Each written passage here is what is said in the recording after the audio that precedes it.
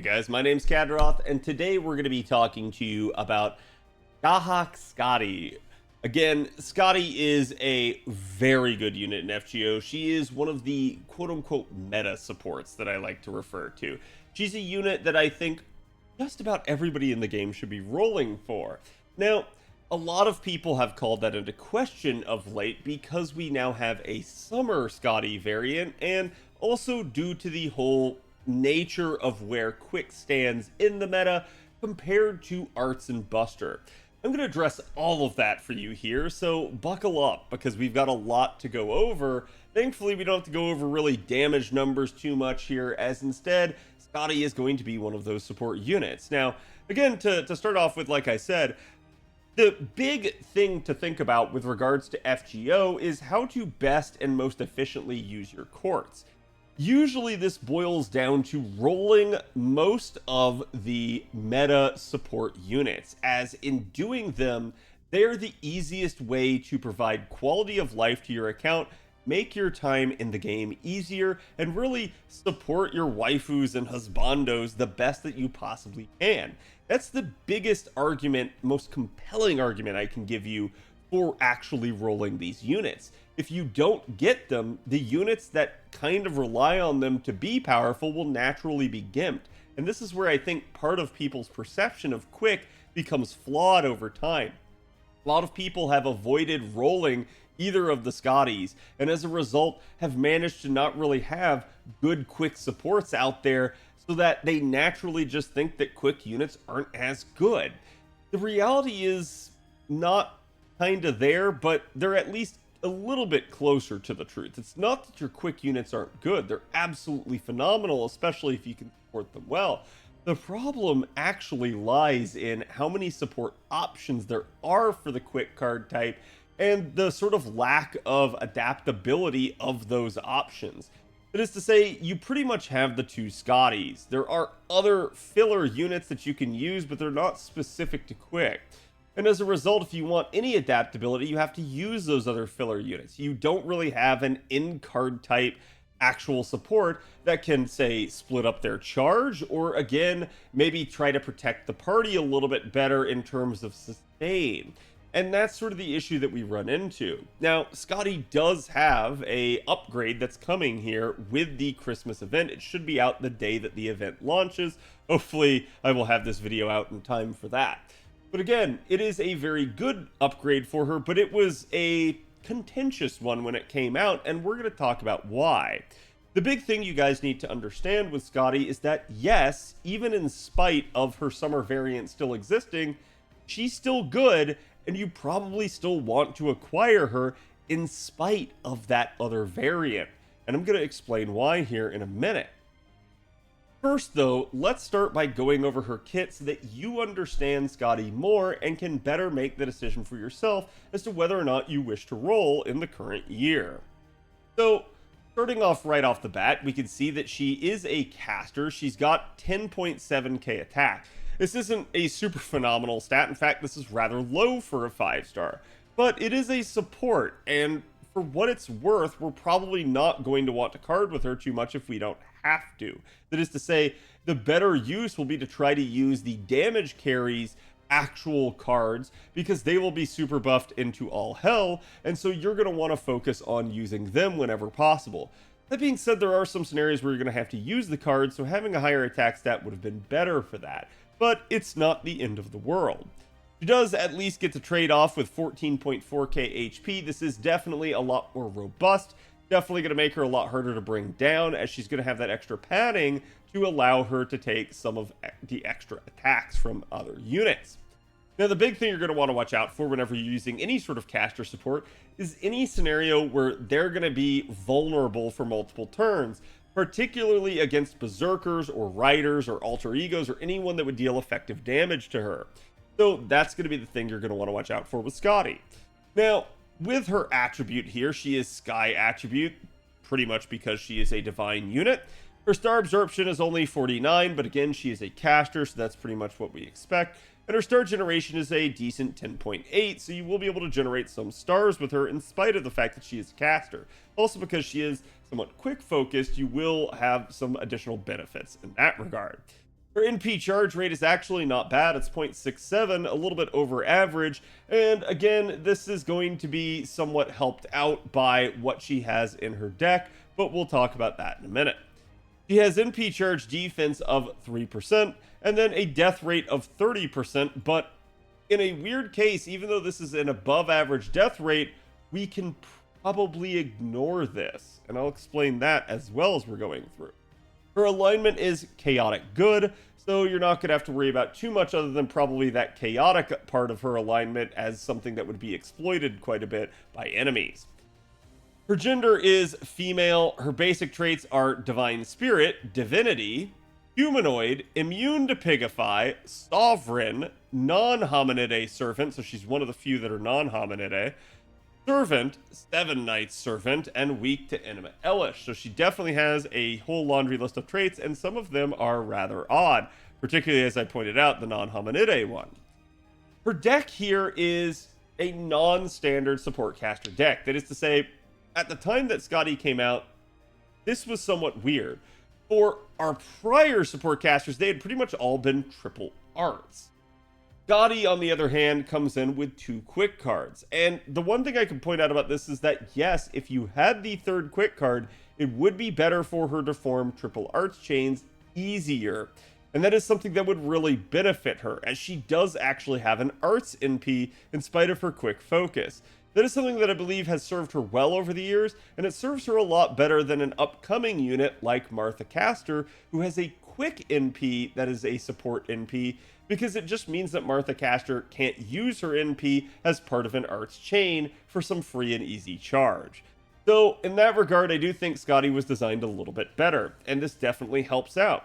But you can see at least that her hit counts here are all stellar. That is to say, her arts card is average at 3 hits with the 2 arts cards there and a decent NP gain rate. Her buster card is 1 above average. Her extra card is average. And then her quick cards are 1 above average as well, helping them to perform. So again, actually generating stars with Skadi, not going to be the worst thing in the world, especially if you have to use those quick cards. Again, though, this is going to be one of those weird scenarios of you really don't want to have to card with her, but if you do, at least you can just understand that her carding will not be bad. It will at least perform pretty adequately. We can start off with her first skill here as Primeval Rune. This is going to be quick performance of 3 turns by 50%. You are going to want to lure this skill. In fact, on any of these meta supports, you pretty much are going to want to lure all of their skills. There are some exceptions, but usually this is a safe bet for a use of one of your lures. Again, the reason why is not only is this going to be damage output, this is also going to be refund. It's going to be particularly vital refund on quick loopers that need to actually manage to 3-turn.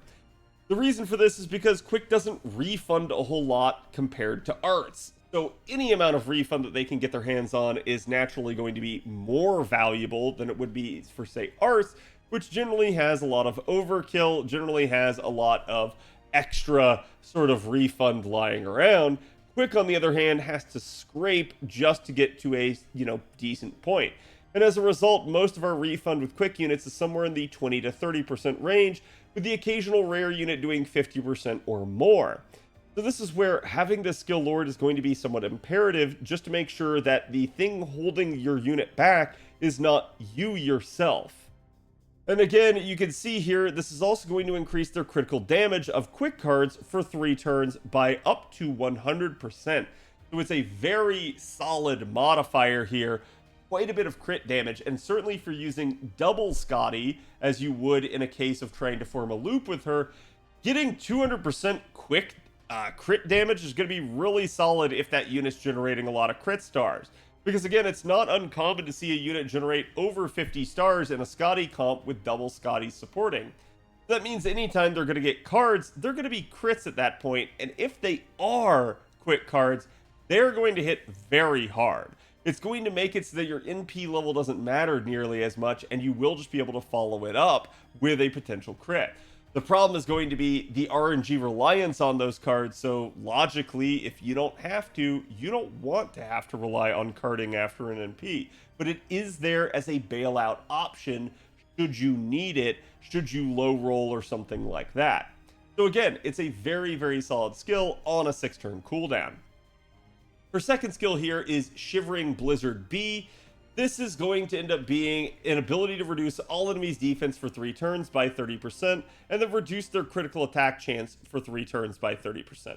Now, to explain this, and the way you need to think about it is, think of this like a charisma skill. So instead of giving 30% attack up, she gives 30% defense down. The problem is, compared to charisma, charisma is on your units and thus gets carried to each subsequent battle turn, each wave that it's on. Versus a defense down is only going to apply to that wave of enemies. So once you kill them, they're gone and you're not going to get any other benefit. This is where most of the time we see defense downs getting used in one of two places. They're either getting used on the final turn to amplify damage to allow for, again, more output on a high health enemy that you need to finish off the node, or they're going to get used earlier in the node, probably on turn 2, but maybe even potentially turn 1, to allow for more overkill hits to get a slight edge in refund. This is usually done when a unit is just on the cusp and doesn't quite have enough refund to make it work in their current setup. You can squeeze out the occasional 1 to 2% more points of refund by putting defense downs on that wave. The problem is, you're not going to get more than that in most cases. So it's going to be very rare for people to actually utilize this to get a bunch more in PGen, and thus, honestly, it's a neat trick to have in your arsenal, but don't rely on it to actually bail you out from a unit that's nowhere close to their refund. That's where instead Brute Charge is going to be your friend, and just actually physically forcing a 3-turn by having enough charge from the supports. But again, this is sort of the adaptability of this skill. However, again, it would just simply be better to have instead had a charisma. So this is one of the maybe downsides we can have, and we'll compare her to Scathach-Skadi here in a bit. And then the critical attack chance reduction is just going to be nice, as we already talked about. It's a 30% amount, which is a significant amount, especially with double Scotties. This is going to make it so that it's very hard for enemies to crit. This does give your comp a little bit more survivability that it may otherwise not have had. But again, you have to be careful against taking any sort of quick comp against effective damage units against them, because they could just get carded to death if you don't have Scotties and P ready. This is also going to be all on a 6-turn cooldown, so relatively low and easy to get back to should you fail a 3-turn. And then her third skill here is the ability to charge one target's gauge by 50%, also on a 6-turn cooldown. I don't need to tell you anything to really tell you how good a skill like this is. 50% charge is one hell of a drug. Just having it alone is sort of the hallmark of a lot of these meta supports. They usually have the ability to charge the party, or at least someone in the party, by 50%. And that is the takeaway for Skadi. It's what made her the dominant force in farming for years. And it wasn't really until Castoria came out that that changed. So realistically here, this is still a very good skill. The problem that we have is now we have a little bit of power creep on the JP side of things, such that, well, 50% charge is fine and all, but having the ability to charge 50% but split it up into different increments is honestly more beneficial, and it could help potentially some of those quick units that end up at those large charge increments like 20 and 30% on their refund. So that's where, if she had the ability to break this up, it would be better, but certainly this is still a solid skill and not one to be overlooked. You're absolutely going to want to lure this skill as well. It's only the second skill that you could really potentially get away with not having to lure, and I still recommend luring it just for the damage reason alone.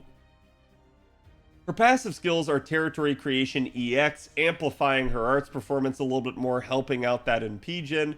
Item Construction A for some debuff success rate, again, whenever you're trying to land that defense down or that crit down. And then Goddess Essence A, increasing her own damage by 250 flat damage, so nothing too much. This is just going to get added to her card since she doesn't have a damage dealing NP. And then increasing her own debuff resistance by 25%, making it harder to debuff her. Definitely going to be a lot nicer for challenge scenarios in that regard. Her pin skills are going to be mana loading, anti-caster attack damage aptitude, and extra attack finesse improvement. Now, I know what you're thinking. Mana loading is going to be the first thing to go for, and you're absolutely right. I think this is a no-brainer on Skadi for a couple of reasons. One being that unless we utilize her third skill, her 50% charge, on herself, you're probably not getting Skadi to her own NP easily. So having starting charge will at least alleviate that. Sorry, wrong thing there. Having starting charge will at least alleviate that in order to make it more possible to get to an NP. But it's still going to require some sort of carding or overflow charge from another unit. That would be like mixing Castoria with Skadi and having Castoria's 30% party charge flow on to Skadi. Combining that with the mana loading 20% buff there, and that would be 50% on its own. But again, it really just depends, and those sorts of comps are not necessarily the most synergistic, so it depends on what you're trying to do. Still, mana loading would be the first thing I would go for.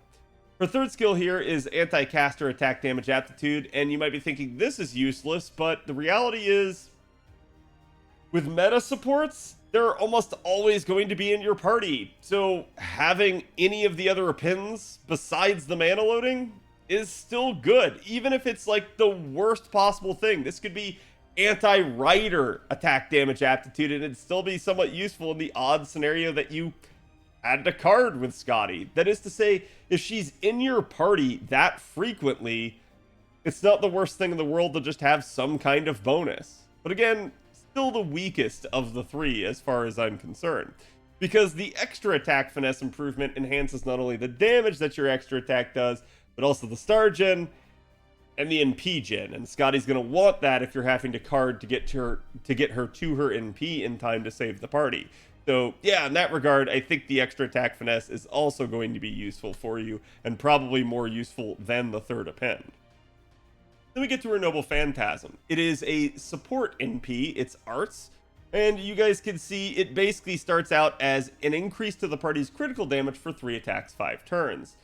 One, I don't really care for the limitation here because it didn't need to be a thing, but it is what it is. I guess the devs felt like they had to limit Skadi so that she couldn't have too much capability with her NP. And that is where some of the meme kind of comes from, that Skadi doesn't actually have an NP, because most people don't value it. Most people see it as not that good since you can't get to it easily.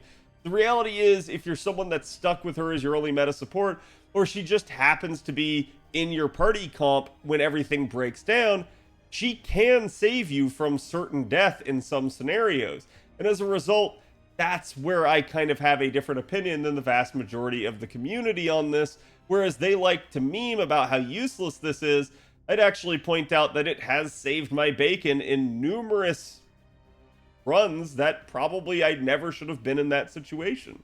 But simply having it is good. So again, you're going to get the party critical damage here for 3 attacks 5 turns. Solid. It's what actually scales with the NP level. This was one of those units where most people said, well, I don't need an extra NP level of the unit then. And I think the devs saw that, and you'll see that in a minute. But again, then she grants the party 1 of evasion for 1 attack 3 turns.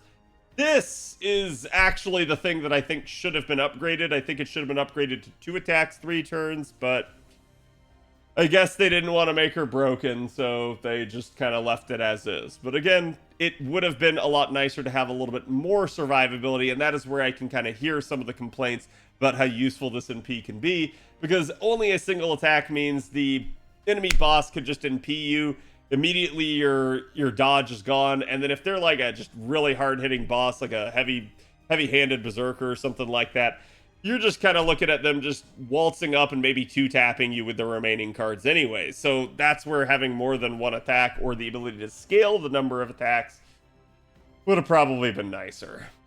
And then from there, she grants the party instant kill immunity for 1 time 3 turns. It's not the best, but this is why I said that her death rate probably didn't matter, because you do have a way to survive instant death attacks by virtue of her NP.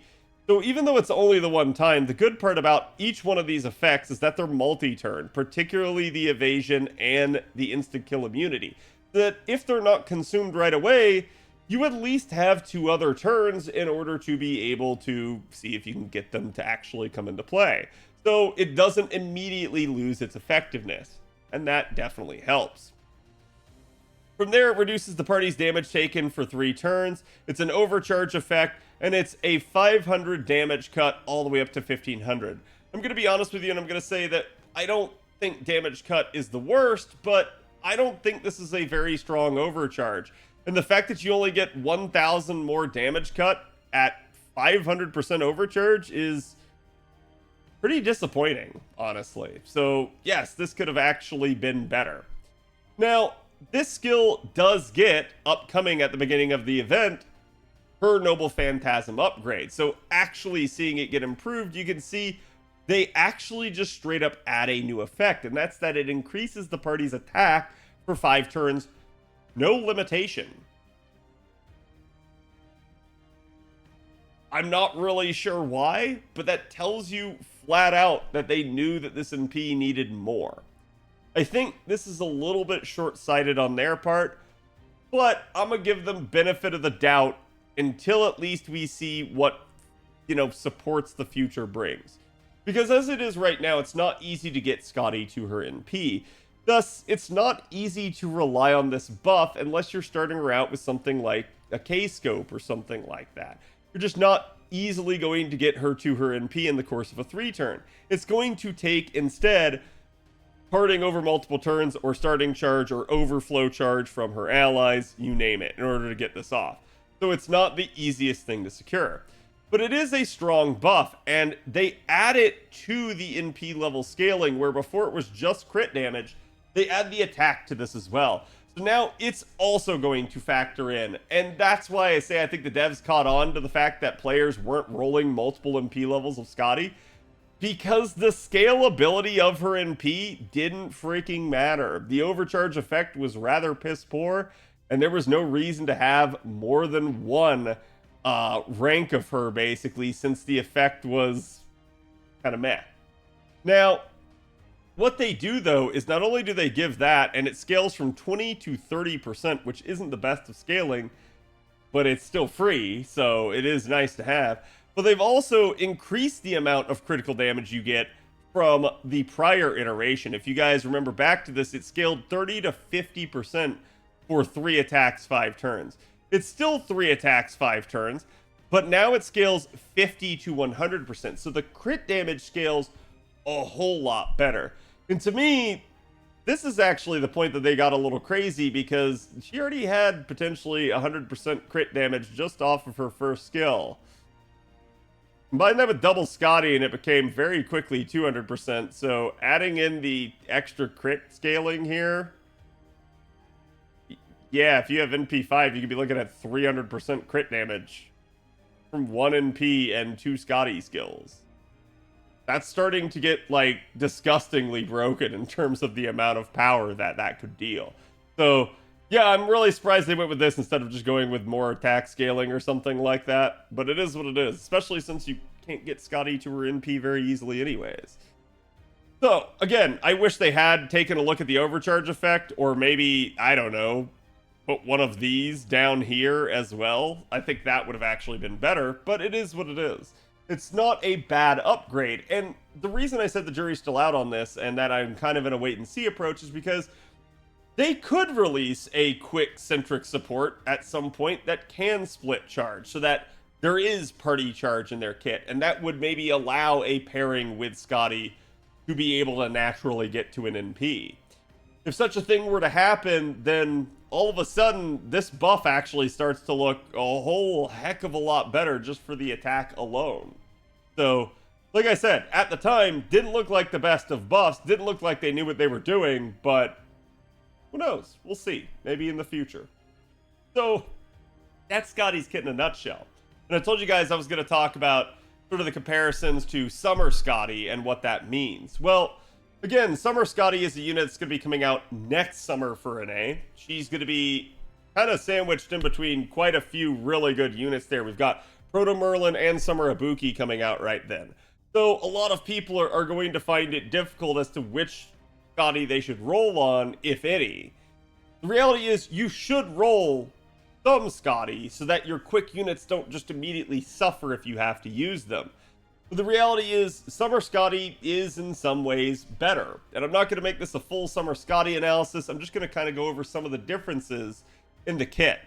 For starters, Summer Scotty has a Noble Phantasm that deals offensive damage. It's not really a support NP in that regard.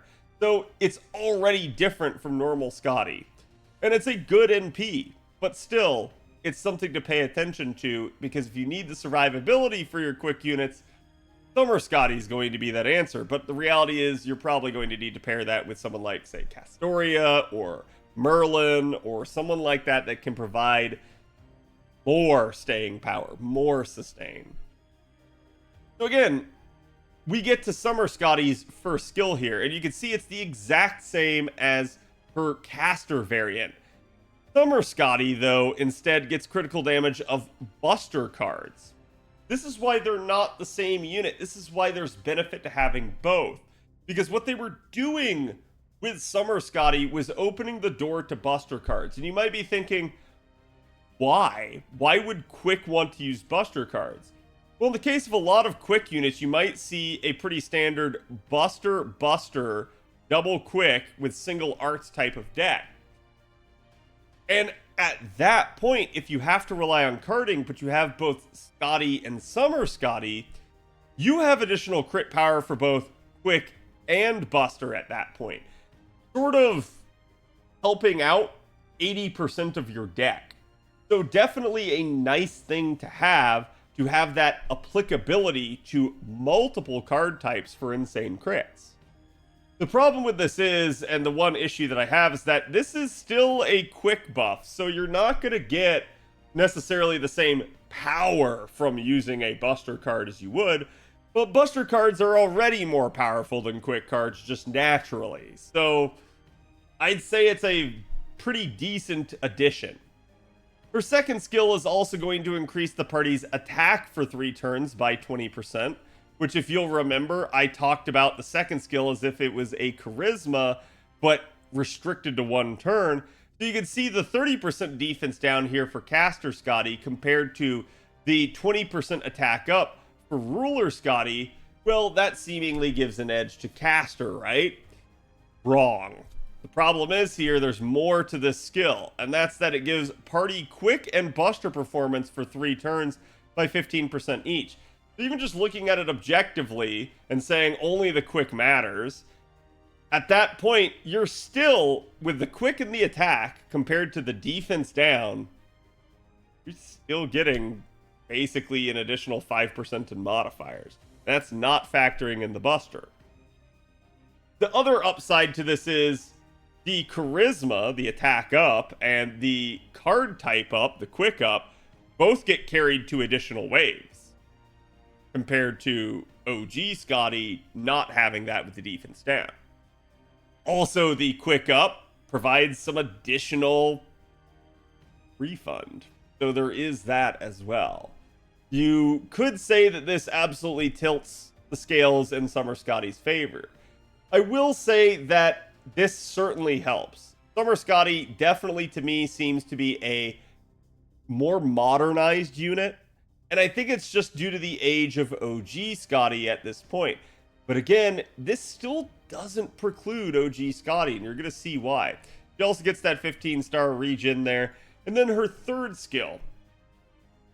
Her third skill is going to grant one ally in P gauge by 50%. So it's still the block 50 charge. Still, Lasingle didn't learn that lesson. If they had made this split charge, though, that would probably make Summer Scotty the de facto choice, and you would never really look too much at OG Scotty. But still, I think this is something that they could have done better. But it's also going to increase the critical star absorption of Buster cards for 1 turn. So whenever you use the charge skill, it's going to soak the stars to that target's Buster cards. That's interesting because Summer Scotty gives the Buster buff there for crit damage, but otherwise she only gives 15% Buster up in her kit. Not too much, really. So logically, you'd still probably want to go into the quick cards, but it really just depends. Summer Scotty doesn't have the quick crit buff. So that's where you need both.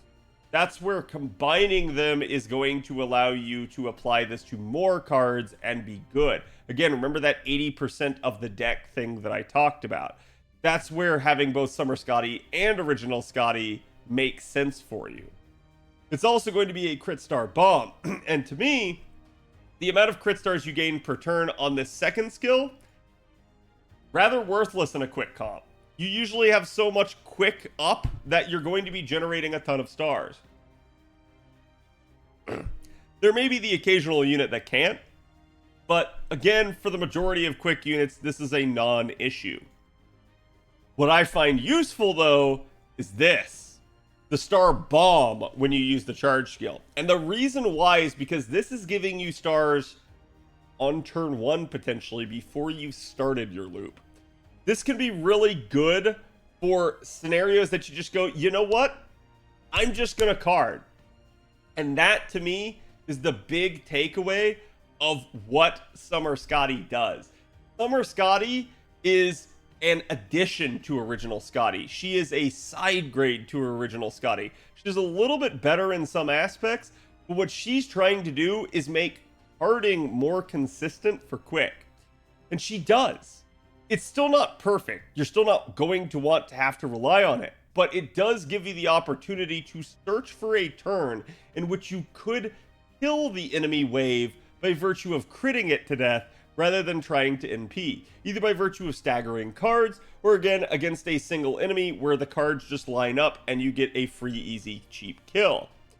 That's what I think the whole premise to Summer Skadi is in relation to Original Skadi.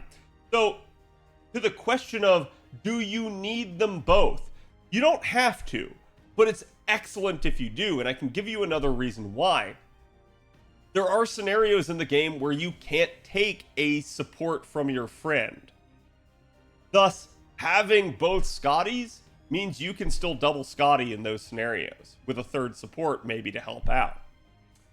But if you don't have both copies of Skadi, you are now gimped and only able to take one Skadi. Now, maybe you could take an Oberon of the backline to help make up for this and another 50% charger, but that might not work with some quick units. That might not be enough refund. So that's the problem you're going to run into. Having both is always going to be a good thing, because they're not completely replacing each other. They're complementary to each other, and that works so much better for them. So again, I do think Summer Skadi is slightly better, but I do think Original Skadi is still very good. So as to whether or not you should get them, I'm going to say you should. And should you get Original Skadi, even though you know Summer Skadi is coming out? Yeah, she's still really solid. Even if you manage to get Summer Skadi, she's still going to complement her. And let's be honest, you might just decide come next summer that you don't really have the actual quartz to spend on her. Spending quartz now may be to your benefit. Just be careful, because while we do have this banner here for Skadi, we also have Koyanskaya of Darkness coming up, and we also have Koyanskaya of Light getting a repeat banner. So for those of you that missed out on Koyanskaya on the first run of her at Anniversary, you're going to get another crack at her after New Year's. So that's kind of the thing you need to be wary of, is where you plan to spend your quartz over the next year. Plan accordingly and it'll help you out quite a bit. But again, my advice is to try to collect all the meta support units that you can. Benefits you in the long run. Again, I hope you guys enjoyed this analysis. If you guys did, make sure to like and subscribe. It really helps the channel out. Always happy to see more people joining. But also, let me know what you guys think about Skadi. How would you guys improve Skadi if you could? The original one, not the summer variant. And will you guys be rolling for her, or will you guys be rolling for Summer Skadi either, for that matter? I'll be curious to hear you guys' thoughts, and I will see you guys for the next video.